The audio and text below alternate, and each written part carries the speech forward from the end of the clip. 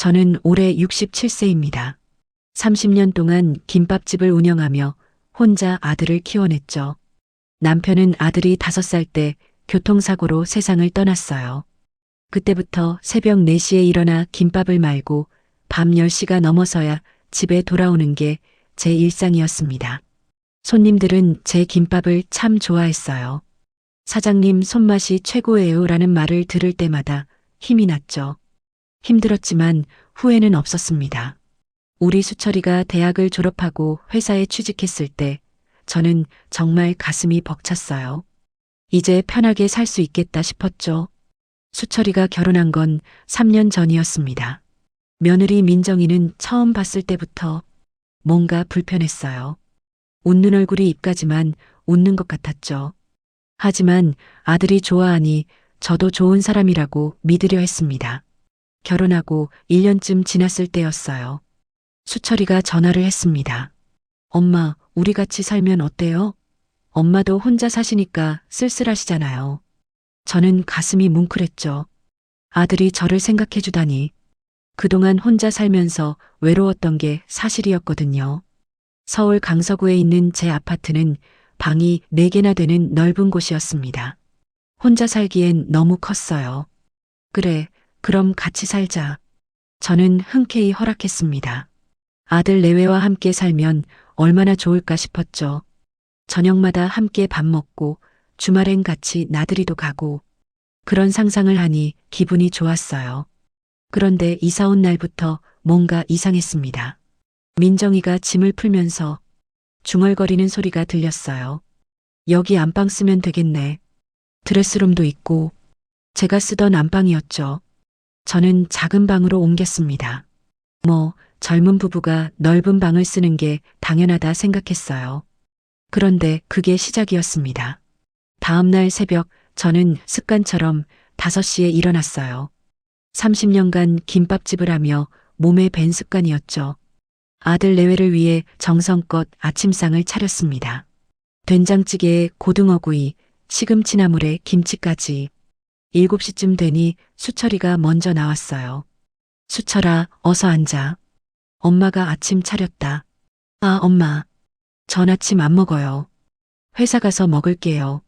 민정이도 나왔습니다. 화장을 하고 있었죠. 어머님, 저도 아침은요. 다이어트 중이거든요. 두 사람은 그렇게 나가버렸어요. 식탁 위에는 정성껏 차린 음식들만 남았습니다. 저는 혼자 앉아서 밥을 먹었죠. 30년 만에 처음으로 내가 차린 밥상이 외롭게 느껴졌어요. 그날 이후로도 똑같았습니다. 매일 아침 5시에 일어나 밥을 차렸지만 아들 내외는 한 번도 같이 먹지 않았어요. 어느 날은 민정이가 말했습니다. 어머님, 아침은 안 차리셔도 돼요. 저희 어차피 안 먹잖아요. 하지만 저는 계속 차렸어요. 언젠가는 같이 먹을 거라 생각했죠. 그게 제가 할 수 있는 유일한 일이었습니다.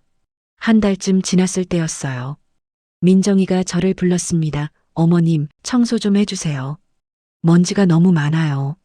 저는 김밥집을 접은 상태였어요. 30년을 일하다 이제 쉬려고 가게를 정리했거든요. 시간은 많았죠. 청소쯤이야 할 수 있었습니다. 그래, 알았다. 청소를 시작했어요. 거실, 부엌, 화장실. 그런데 민정이가 또 말했습니다. 어머님, 빨래도 좀 해주세요. 제가 회사 다니느라 시간이 없어요. 빨래도 했습니다. 수철이와 민정이 옷을 매일 빨았죠. 그것도 손빨래로. 세탁기를 돌리면 옷이 상한다며 민정이가 손빨래를 요구했거든요. 어느 날 저녁이었어요. 저는 거실 소파에 앉아 TV를 보고 있었습니다. 수철이와 민정이가 퇴근해서 들어왔죠. 두 사람은 제가 없는 것처럼 이야기를 나눴어요. 오늘 회식 어땠어? 괜찮았지. 부장님이 고기 많이 사주셨어. 저는 거기 있었습니다. 불과 2미터도 안 떨어진 곳에. 하지만 두 사람은 저를 한 번도 쳐다보지 않았어요. 투명 인간이 된 기분이었죠. 수철아, 오늘 회사에서 제가 말을 걸었습니다. 하지만 수철이는 대답하지 않았어요. 그냥 방으로 들어가 버렸죠. 민정이도 마찬가지였습니다. 한 달, 2달, 석 달. 시간이 갈수록 상황은 더 나빠졌어요. 어느 날 민정이가 코를 킁킁거리며 말했습니다. 어머님 방에서 냄새나요. 뭔가 특유의 냄새가. 저는 깜짝 놀랐어요. 매일 청소하고 빨래하고 방도 환기시켰는데 무슨 냄새가 난다는 건지. 무슨 냄새? 나는 아무 냄새도 안 나는데. 어르신 특유의 냄새요. 좀 불쾌해요. 가슴이 철렁 내려앉았습니다. 어르신 특유의 냄새라니. 저는 아직 70도 안 됐어요. 그리고 매일 씻고 깨끗하게 지내는데 무슨 냄새가 난다는 건지. 그날 밤 저는 화장실에서 한참을 울었습니다. 30년 동안 고생해서 아들을 키웠는데 이게 맞나 싶었죠. 하지만 수철이는 아무 말도 하지 않았어요. 민정이가 저를 그렇게 대해도 옆에서 가만히 있었습니다. 그렇게 3년이 흘렀어요. 저는 매일 새벽 5시에 일어나 아무도 먹지 않는 밥을 차렸고 청소와 빨래를 했죠. 하지만 감사하다는 말은 단 한 번도 듣지 못했습니다. 저는 그저 집에 있는 가정부였어요. 아니, 가정부보다 못했죠. 가정부한테는 적어도 월급이라도 주니까요. 3년을 그렇게 살았습니다. 어느덧 제 나이 67세가 됐죠. 그해 가을이었어요. 달력을 보다가 문득 깨달았습니다. 2달 후면 제 칠순이었어요. 칠순. 예전에는 큰 잔치를 하던 날이었죠. 하지만 요즘 세상에 누가 그런 걸 하나 싶었습니다. 그래도 가족끼리 조촐하게라도 밥 한 끼 먹으면 좋겠다는 생각이 들었어요. 수철이와 민정이랑 외식이라도 하면서요. 그런데 그 무렵부터 이상한 일이 생겼습니다. 민정이가 밤마다 전화 통화를 하는 거예요. 목소리를 낮추고 방 안에서 했지만 벽이 얇아서 들렸죠. 엄마, 이번엔 진짜 갈 수 있을 것 같아. 응, 스위스. 열흘 정도? 스위스라니. 저는 궁금했지만 물어보지 않았어요. 며느리 일에 간섭하면 안 된다고 생각했거든요. 칠순을 보름 앞둔 어느 저녁이었습니다. 수철이와 민정이가 거실에 앉아 있었어요. 저는 부엌에서 설거지를 하고 있었죠. 그때 민정이가 말했습니다. 어머님, 잠깐 말씀드릴 게 있어요. 저는 손을 닦고 나왔어요. 두 사람의 표정이 심각했습니다. 무슨 일이니? 민정이가 한숨을 쉬었어요. 눈가가 붉어지더니 눈물이 글썽했죠. 저희 엄마가요. 위암 3기래요. 순간 머리가 하얘졌습니다. 위암 3기라니. 민정이 어머니는 저보다 1살 많은 분이었어요. 작년 명절에 한 번 뵌 적이 있었죠. 세상에, 그게 무슨. 갑자기 배가 아프다고 하셔서 병원 갔더니 그렇게 나왔대요. 의사 선생님이 빨리 수술해야 한대요. 민정이가 눈물을 닦았습니다. 수철이가 옆에서 민정이 어깨를 토닥였어요. 그래서 말인데요, 어머님. 제가 2주 정도 친정에 가 있어야 할 것 같아요. 그래, 그럼 당연히 가야지. 어머니가 편찮으신데. 저는 바로 대답했습니다. 아무리 사이가 안 좋아도 친정 어머니가 아프다는데 안 갈 수가 있나요? 감사합니다, 어머님. 저도 마음이 너무 아파서요. 민정이가 고개를 숙였어요. 그런데 수철이가 말을 꺼냈습니다. 엄마, 저도 마침 출장이 잡혔어요. 부산 쪽으로 2주 정도요. 2주나? 네, 중요한 프로젝트라서요. 안 갈 수가 없어요. 그러니까 두 사람 다 집을 비운다는 얘기였죠. 2주 동안 저는 혼자 있게 되는 겁니다. 그래, 알았다. 엄마는 괜찮으니까 너희들 일 잘 보고 와라. 죄송해요, 어머님. 이런 때 혼자 계시게 해서. 민정이가 미안하다는 말을 했어요. 하지만 표정은 별로 미안해 보이지 않았습니다. 오히려 뭔가 들뜬 것 같았죠. 그날 밤 저는 잠이 오지 않았어요. 2주 후면 제 칠순인데 아들 내외는 그때 집에 없겠네요. 물론 말하지 않았습니다. 칠순 잔치를 해달라는 것도 아니고 그냥 같이 밥이라도 먹고 싶었는데. 하지만 친정 어머니가 아픈데 어떻게 그런 말을 하겠어요. 일주일이 지났습니다. 민정이는 매일 전화 통화를 했어요. 친정 어머니 병원 예약이다. 수술 날짜다. 그런 얘기들이었죠. 저는 안 됐다는 생각이 들었습니다. 민정아, 친정 어머니 괜찮으시겠니? 네, 어머님. 의사 선생님이 초기에 발견해서 다행이래요. 그런데 뭔가 이상했어요. 초기라면서요? 아까는 3기라고 했잖아요. 저는 잠깐 멈칫했지만 그냥 넘어갔습니다. 제가 잘못 들었나 보다 싶었죠. 출발하기 사흘 전이었어요. 저는 마침 기침이 심해서 병원에 갔습니다. 몇 달 전부터 기침이 나고 가슴이 답답했거든요. 처음엔 감기려니 했는데 낫지가 않았어요. 동네 병원에 갔더니 의사 선생님이 큰 병원을 가보라고 했습니다. 엑스레이를 찍어봐야 한다면서요. 저는 다음날 바로 대학병원에 갔죠. 검사 결과를 기다리는 게 참 길게 느껴졌어요. 일주일을 기다렸습니다. 그리고 결과를 들으러 갔을 때 의사 선생님의 표정이 심각했어요. 환자분, 가족분 안 계세요? 아니요, 혼자 왔는데요. 의사 선생님이 한숨을 쉬었습니다. 그 순간 알았어요. 좋은 소식이 아니구나. 폐암입니다. 그것도 사기예요. 이미 많이 진행됐어요. 머릿속이 하얘졌습니다. 폐암 사기. 제가 담배를 피운 것도 아닌데 어떻게 된 일이죠? 얼마나? 길어야 2년입니다. 항암 치료를 해도 완치는 어려워요. 2년. 저한테 남은 시간이 2년이라니. 올해 67세니까 69세까지 살 수 있다는 얘기였죠. 칠순도 못 볼 수도 있겠네요. 병원을 나오는데 다리에 힘이 없었어요. 버스 정류장에 앉아서 한참을 멍하니 있었습니다. 사람들이 지나다니고 차들이 오가고 세상은 그렇게 돌아가는데 저한테만 시간이 멈춘 것 같았어요. 집에 돌아왔을 때 수철이와 민정이는 짐을 싸고 있었습니다. 엄마, 어디 갔다 와요? 응, 그냥 산책 좀. 말할 수가 없었어요. 제가 폐암 말기라는 걸, 2년밖에 못 산다는 걸, 수철이한테 말하면 걱정할 테고 민정이는 귀찮아할 게 뻔했죠. 그날 밤 민정이가 또 전화, 통화를 하는 소리가 들렸습니다. 저는 화장실에 가려다가 우연히 그 소리를 듣게 됐어요. 엄마, 드디어 가는 거야. 스위스. 10박 11일이면 충분하지? 융프라우도 가고 루체른 호수도 보고 아빠 칠순 기념으로 딱이잖아. 순간 귀를 의심했습니다. 스위스? 10박 11일? 아빠 칠순? 걱정하지 마. 시어머니한테는 우리 엄마 위암이라고 했어. 완전 믿더라. 출장이랑 병원 간병이면 2주는 충분해. 심장이 쿵 내려앉았어요. 온몸에 힘이 빠졌습니다. 거짓말이었어요. 전부 다 거짓말. 친정 어머니 위암도 수술도 간병도 전부 스위스 여행을 가기 위한 거짓말이었던 겁니다. 그것도 친정 아버지 칠순 기념으로요.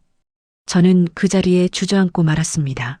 화장실 앞 복도에 주저앉아 한참을 그렇게 있었습니다. 민정이 목소리가 계속 들렸어요. 응, 항공권이랑 호텔 다 예약했어. 비즈니스석으로. 아빠 칠순인데 제대로 모셔야지. 총 2천만 원 정도 들었나? 근데 괜찮아.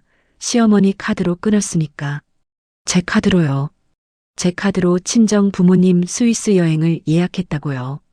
저는 그 카드를 민정이한테 준 적이 없었어요. 제 지갑에서 몰래 가져간 겁니다. 요즘 누가 칠순 잔치를 해. 시어머니는 그냥 혼자 집에서 TV나 보고 있으면 돼. 어차피 친구도 없잖아. 눈물이 주르륵 흘러내렸어요. 소리내서 울 수는 없었죠. 들키면 안 되니까. 저는 입을 손으로 막고 소리 없이 울었습니다.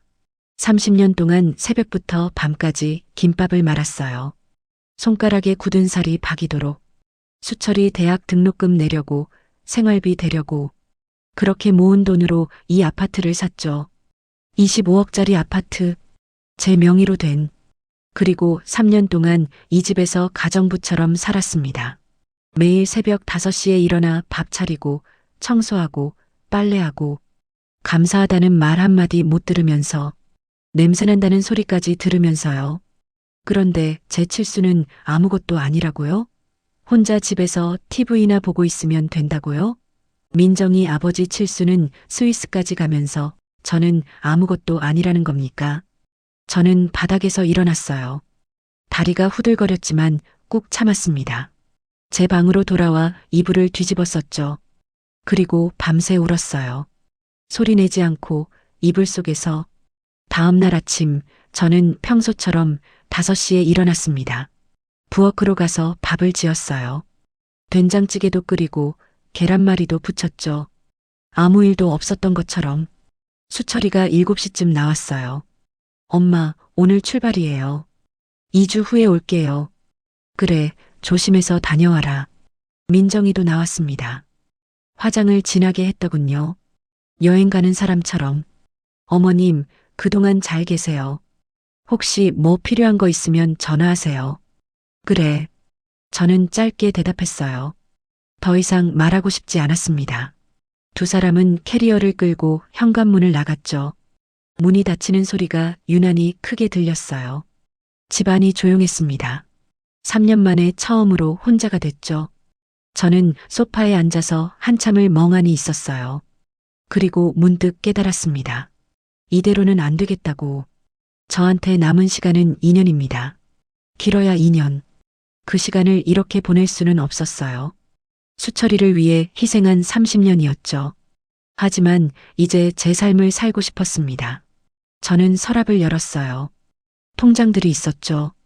김밥집 건물을 판 돈이 들어있는 통장. 수철이는 이 통장을 몰라요. 50억이 들어있었습니다. 30년 동안 모은 돈으로 산 건물을 작년에 팔았거든요. 수철이와 민정이는 이 아파트만 알고 있어요. 25억짜리. 충분히 큰 돈이죠. 하지만 제게는 50억이 더 있었습니다. 그건 아무도 몰랐어요. 저는 결심했습니다. 이 집을 팔고 떠나야겠다고. 더 이상 여기서 살 수 없었어요. 수철이한테도 민정이한테도 미련이 없었습니다. 다음 날 아침 저는 부동산에 전화했어요. 여보세요. 아파트 급매로 내놓고 싶은데요. 어디 아파트세요? 강서구 영아파트 34평입니다. 아, 거기 좋은 곳이죠. 시세가 25억 정도 하는데 급매면 23억 정도에 나가실 수 있어요. 아니요. 25억에 현금으로 바로 사겠다는 사람 있으면 연락 주세요. 일주일 안에 계약하고 싶어요. 부동산 직원이 놀란 목소리로 물었습니다. 일주일요?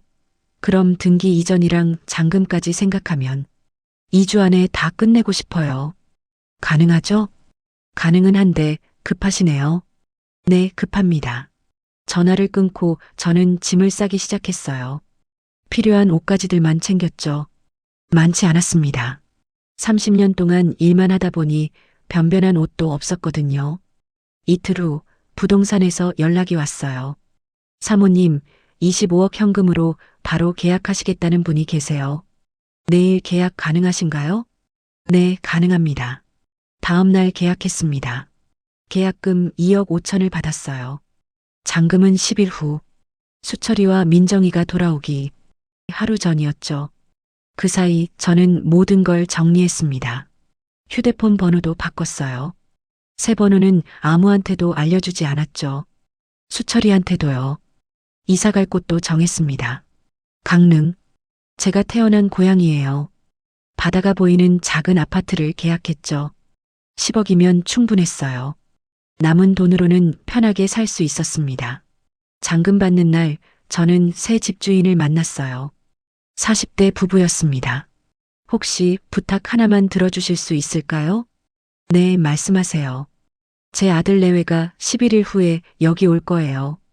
그때 이 편지 좀 전해주세요. 저는 미리 써둔 편지를 꺼냈습니다. 봉투에는 수철이 이름이 적혀 있었죠. 물론이죠. 근데 연락은 안 하세요? 연락할 것도 없어요. 편지면 충분합니다. 새 집주인은 고개를 끄덕였어요. 더 이상 묻지 않았죠. 저는 그날 바로 강릉으로 떠났습니다. 이삿짐도 별로 없었어요. 캐리어 2개면 충분했죠. 30년을 살았는데 제 것이라곤 그것뿐이었습니다. 기차를 타고 창밖을 봤어요. 서울이 점점 멀어졌죠. 30년 동안 살았던 곳, 수철이를 키웠던 곳, 이제 다시는 안 올 거예요. 강릉에 도착했을 때 바다 냄새가 났습니다. 어릴 적 맡았던 그 냄새. 고향이 맞구나 싶었죠. 새 아파트는 바다가 바로 보이는 곳이었어요. 작지만 깨끗했습니다. 짐을 풀고 창문을 열었어요. 파도 소리가 들렸죠. 저는 그 소리를 들으며 처음으로 마음이 편안해지는 걸 느꼈습니다. 30년 만에 처음으로요. 수철아, 민정아. 잘 살아라. 나는 이제 내 삶을 살 거다. 강릉에서의 나흘이 지났습니다. 저는 매일 아침 바다를 보러 나갔어요. 파도 소리를 들으며 산책하는 게 좋았죠. 30년 만에 처음으로 누군가를 위해 밥을 차리지 않아도 되는 아침이었습니다. 시장에도 갔어요. 고등어 한 마리, 두부 한 모. 저 혼자 먹을 만큼만 샀죠. 장을 보는데 마음이 가벼웠습니다. 누가 뭐라고 하지 않았거든요. 냄새난다는 소리도 청소하라는 소리도 없었어요. 새 아파트는 작았지만 제게는 딱 맞았습니다. 방 2개에 거실 하나. 혼자 살기엔 충분했죠. 창문으로 바다가 보였어요. 아침에 눈을 뜨면 제일 먼저 파란 바다가 보였습니다. 일주일째 되던 날 저는 동네 병원에 갔어요. 강릉에서도 치료를 받아야 했거든요.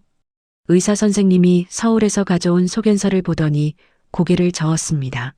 항암 치료 시작하셔야 해요. 아니요, 안 할 겁니다. 하지만 치료를 안 하시면. 알아요. 그래도 안 할 거예요. 제 남은 시간을 병원에서 보내고 싶지 않아요. 의사 선생님은 더 이상 말하지 않았어요. 제 선택을 존중해 준 거죠. 저는 통증을 줄이는 약만 처방받았습니다. 집으로 돌아오는 길에 카페에 들렀어요. 30년 동안 카페 한 번 제대로 가본 적이 없었거든요. 항상 일하느라 바빴죠. 아메리카노를 시켜서 창가에 앉았습니다. 바다가 보이는 자리였어요. 커피를 마시며 생각했어요. 이제 수철이와 민정이가 스위스에서 돌아올 시간이 얼마 안 남았구나. 아마 내일 모레쯤이겠죠. 그들이 집에 돌아가면 어떤 표정을 지을까 상상이 됐습니다. 그날 밤 잠이 오지 않았어요. 수철이 얼굴이 자꾸 떠올랐죠. 어릴 적 수철이 제 손을 꼭 잡고 엄마 사랑해라고 말하던 그 아이. 언제부터 변한 걸까요? 민정이를 만나고 나서였을까요? 11일째 되는 날이었습니다. 오늘 수철이와 민정이가 돌아올 거예요. 저는 시계를 보며 계산했죠. 비행기가 오후 2시쯤 도착할 겁니다. 집까지 가려면 4시쯤 되겠네요. 오후 4시. 저는 바닷가에 앉아 있었어요. 파도가 밀려왔다 밀려갔다를 반복했죠. 그 순간 수철이와 민정이가 집 앞에 도착했을 겁니다. 캐리어를 끌고 현관문 앞에 섰겠죠. 도어락 비밀번호를 눌렀을 거예요. 하지만 문이 열리지 않았을 겁니다. 비밀번호가 바뀌었으니까요. 왜 안 열려? 민정이가 당황했을 거예요. 다시 눌러봤겠죠. 하지만 역시 안 열렸을 겁니다. 엄마한테 전화해봐. 수철이가 말했을 거예요. 그리고 제 번호로 전화를 걸었겠죠. 하지만 현재 사용하지 않는 번호입니다라는 안내 멘트만 들렸을 겁니다. 뭐야, 엄마 전화가 안 돼. 이상한데. 혹시 무슨 일 있으신 거 아니야? 두 사람이 걱정했을까요? 아니면 그냥 귀찮아했을까요? 저는 후자에 한 표를 던졌습니다. 초인종을 눌렀을 거예요. 1번, 2번, 3번. 하지만 아무도 나오지 않았겠죠. 그때 옆집 문이 열렸을 겁니다. 여기 누가 사세요? 네, 저희가 여기 사는데요. 아니, 며칠 전에 새로 이사 오신 분들이 계신데요. 수철이가 얼어붙었을 거예요. 이사를 왔다고요? 무슨 소리죠? 그때 집안에서 문이 열렸을 겁니다. 새 집주인이 나왔죠. 누구세요? 저희가 여기 살던 사람들인데요. 혹시 우리 엄마 어디 가셨는지 아세요? 새 집주인이 고개를 끄덕였을 거예요. 아, 전 주인분 아들분이시군요. 잠깐만요. 편지 드리라고 하셨어요. 편지. 제가 써둔 편지. 수철이가 떨리는 손으로 받았을 겁니다. 봉투를 뜯고 편지를 꺼냈겠죠. 편지에는 이렇게 적혀 있었어요. 수철아, 너는 내 아들이었다. 30년 동안 너를 위해 살았지. 새벽부터 밤까지 일하며 너를 키웠어. 대학 보내고 결혼시키고 그게 내 삶의 전부였단다. 3년 전 너희와 동거를 시작했을 때 나는 정말 기뻤어. 아들 내외와 함께 살 수 있다니. 하지만 너희는 나를 가정부로만 봤지. 아니, 가정부보다 못하게 봤어. 매일 새벽 5시에 일어나 밥을 차렸지만 너희는 한 번도 같이 먹지 않았어. 청소를 하고 빨래를 해도 감사하다는 말 한마디 없었지. 오히려 냄새난다는 소리만 들었어. 그리고 민정이 거짓말도 알고 있다. 친정 어머니 위암이라며 스위스 여행 간 거. 친정 아버지 칠순 기념으로 10박 11일. 내 카드로 2천만 원 쓴 것도 알아. 내 칠순은 아무것도 아니라고 했지? 요즘 누가 칠순 잔치를 하냐고 했지? 하지만 민정이 아버지 칠순은 스위스까지 가면서 말이야. 나는 폐암 말기다. 의사가 2년이라고 했어. 너희한테 말하지 않았어. 말해봤자 귀찮아할 게 뻔했으니까. 이 집은 팔았다. 25억에. 내 명의였으니 내 마음대로 할 수 있었지. 나는 이제 강릉에 있어. 어디인지는 말하지 않을 거야. 나를 찾지 마라. 번호도 바꿨어. 이제 너희와는 남이다. 30년간 희생했지만 더 이상은 아니야. 남은 시간은 내 삶을 살 거야. 잘 살아라, 수철아. 그리고 민정아. 너희가 행복하길 바란다. 진심으로. 수철이가 편지를 읽는 동안 민정이도 옆에서 같이 봤을 거예요. 두 사람의 얼굴이 창백해졌겠죠. 이게 무슨... 수철이가 중얼거렸을 겁니다. 다리에 힘이 풀려서 그 자리에 주저앉았을 거예요. 민정이는 손으로 입을 막았겠죠. 폐암 말기라고? 2년이라고? 엄마, 우리가... 두 사람이 깨달았을 거예요. 자신들이 얼마나 끔찍한 짓을 했는지, 저를 얼마나 함부로 대했는지. 새 집주인이 말했을 겁니다. 죄송하지만 여기는 이제 저희 집이에요. 가주시겠어요? 수철이와 민정이는 캐리어를 끌고 복도로 나왔을 거예요. 갈 곳도 없이. 자신들이 살던 전세는 이미 계약이 끝났을 테니까요. 그들은 그날 밤 찜질방에서 잤을 겁니다. 캐리어를 베고 형광등 불빛 아래서 스위스에서 호화롭게 지내다가 돌아온 첫날 밤이 찜질방이었던 거죠. 저는 바닷가에서 일어났어요. 집으로 돌아오는 길에 편의점에 들렀습니다. 김밥 하나를 샀죠. 30년 동안 김밥을 팔았지만 제가 사 먹어본 건 처음이었어요. 집에 와서 김밥을 먹었습니다. 맛이 없었어요. 역시 제가 만든 게 더 맛있었죠. 하지만 괜찮았습니다. 이제 누굴 위해 김밥을 만들 필요가 없었으니까요. 그날 밤 저는 푹 잤어요. 11일 만에 처음으로 편하게 잠들었습니다. 강릉에서의 12밤째 아침이었습니다. 저는 평소처럼 바닷가를 산책하고 있었어요. 갈매기들이 울며 날아다녔죠. 바람이 시원했습니다. 산책을 마치고 집으로 돌아오는데 휴대폰이 울렸어요. 모르는 번호였습니다. 누굴까 싶어서 받았죠. 여보세요? 옥분 씨? 나 영숙이야. 영숙 언니였어요. 김밥집 시절부터 알고 지낸 분이었죠. 20년 넘게 알고 지낸 사이였습니다. 언니, 어떻게 제 번호를 아셨어요? 너 번호 바꿨다며? 부동산 사장한테 들었어. 집도 팔고 강릉 갔다고. 무슨 일이야? 저는 한숨을 쉬었어요. 언니한테는 말할 수 있을 것 같았습니다. 언니, 저 폐암이에요. 말기. 전화기 너머로 영숙 언니가 숨을 들이키는 소리가 들렸어요. 뭐? 폐암이라고? 네. 2년이래요. 길어야. 세상에. 수철이는 알아? 아니요. 말 안 했어요. 왜? 아들인데 당연히 알아야지. 저는 지난 3년간의 일들을 천천히 말했습니다. 가정부처럼 살았던 일, 냄새난다고 들었던 일, 칠순, 거짓말, 스위스 여행. 다 말하고 나니 목이 메었어요. 영숙 언니가 한참 동안 말이 없었습니다. 그러더니 조용히 말했어요. 잘했어. 내가 잘한 거야. 네. 그런 놈들한테 뭐 해줄 거 있어. 너도 내 인생 살아야지. 언니 목소리에 눈물이 섞여 있었어요. 저도 모르게 눈물이 났습니다. 그런데 말이야, 옥분아. 네, 언니. 어제 수철이가 나한테 전화했어. 심장이 철렁했어요. 수철이가요? 엄마 연락처 아냐고 물어보더라.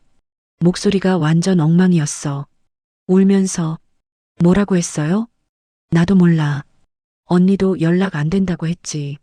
그랬더니 막 울더라. 자기가 잘못했다고, 엄마가 폐암이라는 걸 이제야 알았다고. 폐암을 알았다고요? 어떻게 알았을까요? 영숙 언니가 말을 이었어요. 수철이가 병원에 전화했나 봐. 내 담당 의사한테. 의사가 처음엔 개인정보라고 안 알려주려 했대. 근데 수철이가 아들이라고 하니까 환자분 상태가 안 좋으시니 가족분이 알아야 한다고 말해줬대. 그 의사 선생님, 제가 혼자 진료실에 왔던 걸 기억하셨나 봐요. 가족이 없는 줄 알고 걱정하셨던 거죠. 그래서 수철이가 폐암 말기라는 거, 2년밖에 못 산다는 거 다 들었대. 전화기 너머로 오열하더라. 진짜 미친 듯이 울던데. 저는 아무 말도 할 수 없었어요. 수철이가 운다고요? 제 아들이요? 자기가 엄마한테 얼마나 못되게 굴었는지 이제야 깨달았나 봐. 옥분아, 나는 내가 용서 안 해도 된다고 생각해. 근데 그래도 아들이잖아. 언니, 연락할지 말지는 내가 결정해. 나는 내 편이야. 어떤 결정을 해도. 전화를 끊고 저는 한참을 멍하니 앉아 있었어요. 수철이가 운다고요. 제가 폐암이라는 걸 알고 운다고요. 그날 저녁 집 전화기가 울렸습니다. 새로 설치한 인터넷 전화였어요. 번호를 아는 사람이 없었죠. 이상해서 받았습니다. 여보세요? 엄마. 수철이 목소리였어요. 어떻게 이 번호를 알았을까요? 아, 부동산. 부동산에 새 주소와 연락처를 남겼었죠. 수철아. 엄마. 미안해요. 정말 미안해요. 수철이가 울고 있었어요. 정말로 울고 있었습니다. 목소리가 떨리고 코를 훌쩍이는 소리가 들렸죠. 엄마가 아프신 줄 몰랐어요. 폐암이라는 거, 2년밖에 못 사신다는 거. 왜 말 안 하셨어요? 말해봤자 소용없을 것 같아서. 엄마, 제가 정말 짐승만도 못한 놈이었어요. 수철이가 흐느끼며 말했습니다. 3년 동안 엄마한테 어떻게 했는지 이제 생각해 보니까 제가 미친놈이었어요. 엄마가 매일 새벽에 일어나서 밥 차려주신 거, 청소하시고 빨래하신 거, 감사하다는 말 한 번 안 했어요. 그래, 민정이가 냄새난다고 했을 때도 저는 그냥 듣고만 있었어요. 엄마 편을 들어드려야 하는데 저는 아들도 아니었어요. 저는 입술을 깨물었어요. 눈물이 날 것 같았지만 참았습니다. 그리고 칠순, 엄마 칠순 거짓말한 거 정말 미안해요. 스위스 간 거, 친정 부모님 칠순 챙긴 거, 엄마는 혼자 두고 제가 사람이 아니었어요. 알고 있어. 엄마 카드로 2천만 원 쓴 것도 알죠? 민정이가 그랬어요. 저도 말렸어야 했는데 그냥 모른 척 했어요. 제가 비겁한 놈이에요. 수철이 목소리가 점점 작아졌어요. 엄마, 저 지금 민정이랑 헤어지기로 했어요. 이혼할 거예요. 왜? 같이 살 수 없어요. 그 사람 보면 제가 한 짓이 생각나서 엄마한테 어떻게 했는지 견딜 수가 없어요. 저는 한숨을 쉬었습니다. 이혼이라니. 그것까지는 바라지 않았어요. 수철아, 그건 내가 결정할 일이다. 엄마, 제발 저 한 번만 용서해 주세요. 한 번만요. 제가 효도할게요. 진짜 제대로 할게요. 수철아. 네, 엄마. 나는 이제 내 인생을 살고 싶어. 30년 동안 너 위해 살았어. 이제 됐어. 엄마, 너도 내 인생 살아. 나는 혼자 있는 게 편해. 바다도 보이고 공기도 좋고 여기서 조용히 살다 갈 거야. 엄마, 그러지 마세요. 제발이요. 수철이가 다시 울기 시작했어요. 어른 남자가 그렇게 우는 걸 처음 들었습니다. 2년이라며요. 2년밖에 안 남았다며요. 그 시간 저랑 같이 보내요. 제발이요. 수철아, 나는 이미 결정했어. 엄마, 저는 전화를 끊었습니다. 손이 떨렸어요. 가슴이 아팠죠. 하지만 이게 맞다고 생각했습니다. 그날 밤 잠을 이룰 수가 없었어요. 수철이 우는 목소리가 자꾸 들렸습니다. 제 아들, 제가 30년 동안 키운 아들, 그 아이가 그렇게 울었어요. 다음 날 아침 또 전화가 왔습니다. 이번엔 민정이었어요. 어머님, 저예요, 민정이요. 목소리가 잠겨 있었어요. 온 것 같았죠. 어머님, 정말 죄송해요. 제가 정말 잘못했어요. 그래. 어머님, 칠순 거짓말한 거, 친정 부모님 여행 간 거, 다 제 잘못이에요. 제가 수철 오빠 꼬드긴 거예요. 알아. 제발 한 번만 용서해 주세요. 어머님이 아프신 줄 정말 몰랐어요. 알았으면 그러지 않았어요. 저는 한숨을 쉬었습니다. 민정아, 너는 나한테 냄새난다고 했지. 어르신 특유의 냄새라고. 죄송해요. 제가 미쳤었어요.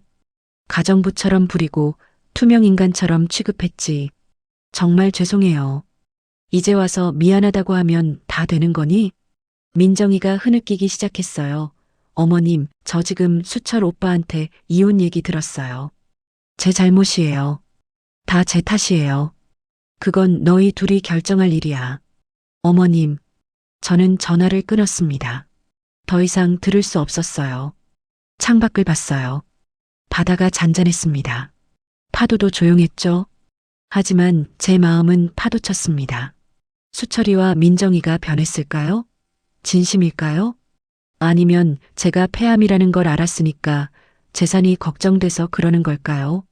저는 알 수 없었습니다. 하지만 한 가지는 확실했어요. 저는 더 이상 그들을 위해 살고 싶지 않았습니다. 강릉에서의 보름째 되는 날이었습니다. 저는 약국에서 진통제를 사왔어요. 요즘 들어 기침이 더 심해졌거든요. 밤에 자다가도 기침 때문에 깨곤 했죠.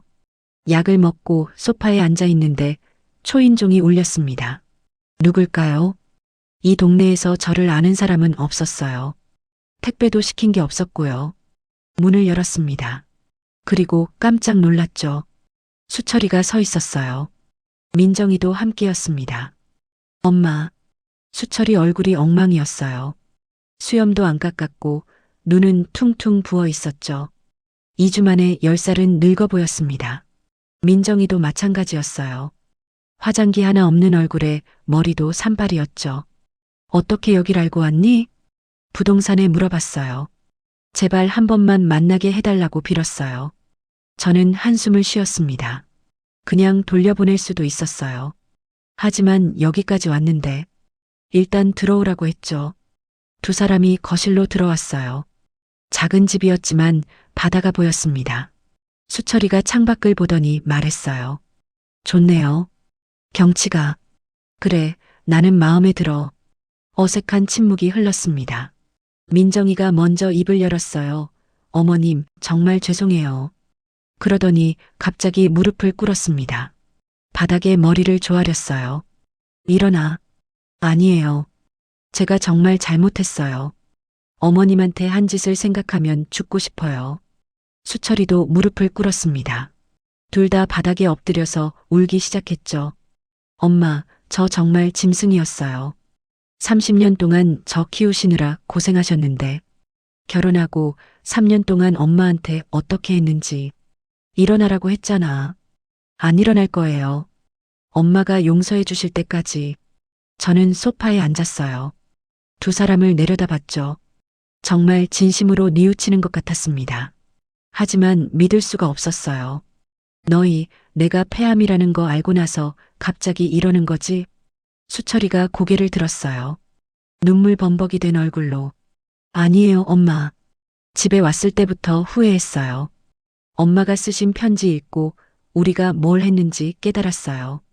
그때는 내가 폐암인 줄 몰랐잖아. 맞아요. 그때는 몰랐어요. 근데 편지만 읽어도 충분히 미안했어요. 민정이가 떨리는 목소리로 말했습니다. 어머님, 저 정말 반성했어요. 친정 갔다 왔어요. 엄마 아빠한테 다 말했어요. 시어머님한테 어떻게 했는지. 뭐라고 하던? 엄마가 저 따기 때렸어요. 아빠는 이혼하래요. 그런 며느리는 자기 딸이 아니래요. 민정이가 다시 울기 시작했어요. 저도 당연하다고 생각해요. 저는 사람이 아니었어요. 어머님이 매일 새벽에 일어나서 밥 차려주시고, 청소하시고, 빨래하시고, 그런데 저는 냄새난다고 했어요. 그랬지. 지금 생각하면 제가 미쳤던 거예요. 어머님은 아무 냄새도 안 나셨어요. 제 마음이 더러웠던 거죠. 수철이가 말했습니다. 엄마, 저희 이제 달라질 거예요. 진짜로요. 엄마 남은 시간 저희가 모실게요. 아니야. 엄마, 나는 혼자 있는 게 편해. 30년 동안 너 키우느라 내 인생이 없었어. 이제 나는 내 삶을 살 거야. 수철이 얼굴이 일그러졌어요. 그럼 저희는 어떡해요?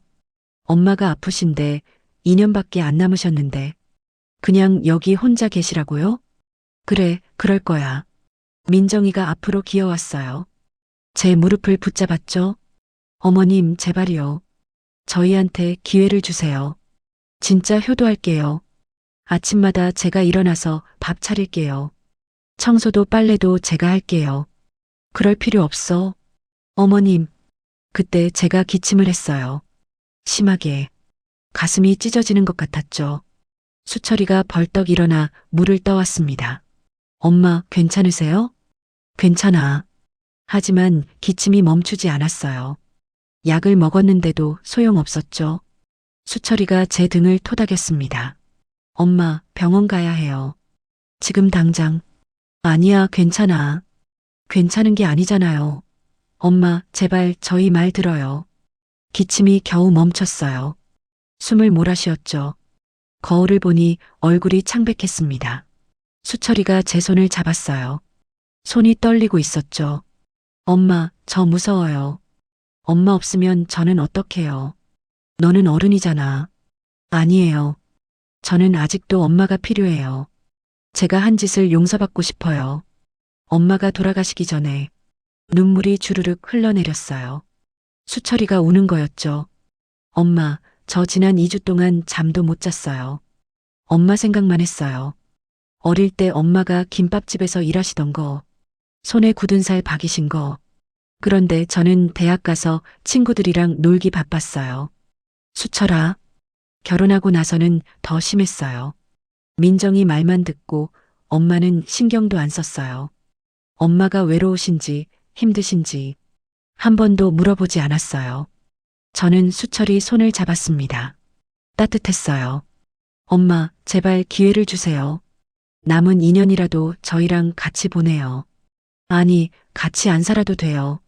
그냥 가끔씩이라도 만나요. 일주일에 한 번이라도. 민정 씨도 말했어요. 어머님, 저희 매주 강릉 올게요. 토요일마다 어머님 뵙고 같이 밥 먹고 청소 필요하시면 청소하고 그렇게라도 하게 해주세요. 저는 두 사람을 봤어요. 진심이었습니다. 정말로 변한 것 같았죠. 하지만 아직도 확신이 서지 않았어요. 너희가 정말 변했는지 어떻게 알아? 수철이가 말했습니다. 보여드릴게요. 시간이 걸리겠지만 엄마, 저희 민정이 부모님한테 사과하러 갔어요. 그분들 칠순을 우리가 챙기는 바람에 엄마 칠순을 망친 거니까. 민정이 부모님이 뭐라고 하시던? 민정이가 대답했어요. 저희 엄마가 그러셨어요. 옥분 어머님한테 무릎 꿇고 빌어야 한다고. 스위스 여행 비용 2천만 원도 다 갚으래요. 그럴 필요 없어. 아니에요. 갚아야 해요. 어머님 카드로 몰래 쓴 거니까요. 수철이가 주머니에서 봉투를 꺼냈어요. 엄마, 여기 2천만 원이요. 제가 대출받아서 마련했어요. 아니야, 가져가. 안 돼요. 이거 받으셔야 해요. 그래야 저희 마음이라도 편해요. 저는 고개를 저었어요. 하지만 수철이는 봉투를 탁자 위에 놓고 물러나지 않았습니다. 오후 내내 두 사람과 얘기했어요. 지난 일들, 앞으로의 일들. 저녁이 됐을 때 수철이가 말했습니다. 엄마, 저희 오늘 여기서 자고 가도 돼요? 내일 아침 해장국이라도 끓여드리고 싶어요. 여기는 방이 하나밖에 없어. 괜찮아요. 저희 거실에서 잘게요. 저는 허락했어요. 오랜만에 집에 사람이 있었습니다. 오랜만에 외롭지 않은 밤이었죠. 다음 날 아침 부엌에서 소리가 났어요. 저는 눈을 떴습니다. 시계를 보니 6시 반이었죠. 누가 부엌에 있는 걸까요? 일어나서 나가봤어요. 민정이가 앞치마를 두르고 요리를 하고 있었습니다. 수철이는 거실 이불을 개고 있었고요. 어머님, 주무셨어요? 제가 아침 준비하고 있어요. 민정이가 웃으며 말했어요. 30년 동안 제가 해왔던 일을 민정이가 하고 있었습니다. 뭔가 이상한 기분이었죠. 뭐 만드는데? 된장찌개요. 어머님이 좋아하신다고 수철 오빠가 그랬어요. 식탁에 앉았어요. 잠시 후 민정이가 상을 차렸습니다. 된장찌개에 계란말이, 김치, 시금치나물. 예전에 제가 차려주던 그 밥상이었어요. 드세요, 어머님. 수철이가 밥그릇을 제 앞에 놓았어요. 그리고 자기도 앉았죠. 민정이도 앉았고요. 셋이서 밥을 먹었습니다. 3년 만에 처음으로 함께 먹는 아침이었어요. 된장찌개는 제가 끓인 것만큼 맛있지 않았어요. 하지만 괜찮았습니다. 민정이가 정성껏 만든 게 느껴졌거든요. 맛있어요. 제가 말했어요. 민정이 얼굴이 환해졌습니다. 정말요? 어머님 입맛에 맞을까 걱정했어요. 밥을 다 먹고 설거지를 하려는데 수철이가 말렸어요. 엄마는 쉬세요. 제가 할게요. 수철이가 설거지를 했습니다. 민정이는 걸레로 바닥을 닦았어요. 저는 소파에 앉아서 그 모습을 봤죠. 신기했습니다. 이 사람들이 정말 변한 걸까요? 오전 10시쯤 두 사람이 짐을 챙겼어요. 엄마, 저희 이제 가봐야 해요. 월요일에 출근해야 해서. 그래, 조심해서 가거라. 현관문 앞에서 수철이가 말했습니다. 엄마, 다음 주 토요일에 다시 올게요. 매주 올게요. 그렇게까지 안 해도 돼. 아니에요. 하고 싶어서 하는 거예요. 민정이가 말했어요. 어머님, 필요하신 거 있으면 전화 주세요. 바로 올게요. 두 사람이 떠나고 집이 다시 조용해졌어요. 저는 창밖을 봤습니다. 바다가 반짝이고 있었죠. 가슴 한편이 따뜻해졌어요. 그 주는 평온하게 지나갔습니다. 저는 아침마다 바닷가를 산책했어요. 약도 꾸준히 먹었죠. 기침은 여전했지만 견딜만 했습니다. 금요일 저녁 수철이한테서 전화가 왔어요. 엄마, 내일 몇 시에 가면 돼요? 언제든지 좋아. 그럼 아침 일찍 갈게요. 장 보고 싶거든요. 엄마 냉장고에 뭐 없을 것 같아서. 그럴 필요 없는데. 엄마, 제발 저 좀 하게 해주세요. 저는 웃었어요. 30년 만에 처음으로 아들이 제 걱정을 하고 있었습니다. 토요일 아침 9시 초인종이 울렸어요. 문을 여니 수철이와 민정이가 장바구니를 한가득 들고 있었습니다. 엄마 왔어요. 이게 다 뭐니? 엄마 드시라고요. 과일이랑 고기랑 채소, 영양제도 샀어요. 두 사람이 냉장고를 채웠어요. 텅 비어있던 냉장고가 꽉 찼습니다. 오늘 점심 뭐 드시고 싶으세요? 민정이가 물었어요. 글쎄, 별로 생각나는 게 없는데. 그럼 제가 삼계탕 끓여드릴게요. 몸보신 하셔야죠. 민정이가 부엌으로 갔어요. 수철이는 청소를 시작했죠. 화장실 청소, 베란다 청소, 꼼꼼하게 했습니다. 점심을 먹으며 수철이가 말했어요. 엄마, 이번 주에 여행 어때요?